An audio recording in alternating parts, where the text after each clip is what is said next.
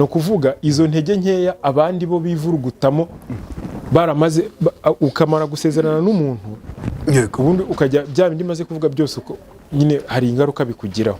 Ngiye narabanje ndabikora byose nta muntu turasezerana. Urya abana koko? Ndabarya ndabahaga. Ndabarya koko ubundi na bya bindi byose twavugaga ngo by'ibintu.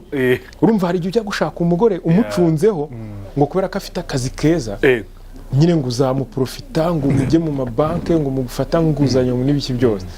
Narabanje nshaka ibintu wibuke ko kera nabyo nigeze mbikubwira kujya kwihimana no kwita ibintu byose umwanda kubera ingoma ya Kristo. Narakubwiye ngo ngiye nasanze ntabyo mfite mvamo ngiye kubishaka. Uyu uvuga uti nabanje kurya abana koko sibyo sinkubaza umubare wabo wariye ako nubishaka kubivuga. Wenda wumva nyine waramaximije ku buryo uvuga uti ntabwo nzaca umugore inyuma ebana nta retour d'âge. Nta retour d'âge.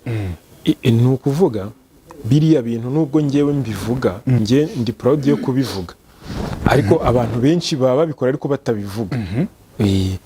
Urabizi umuntu wese muzima abagomba gukubagana. Buri wese abagomba gukubagana ubundi kugira ngo yenda mbishyiremo na science gatoya. L'homme est un animal raisonnable. Umuntu ni inyamaswa ariko itekereza. Ariko habanza animal. Ni inyamaswa mbere. Ni inyamaswa. Iyi buriya hari icyo duhuriyeho n'izindi nyamaswa zifitemo ubuzima nyine. Zo ntizitekereza twe turatekereza. Ibyo niho dutandukaniye. Ariko mbere na mbere turi inyamaswa. Ku bijyanye na sexe uzarebe burya ahangaha n'abantu bazakora iki kiganiro abantu b'abagore bajye bababarira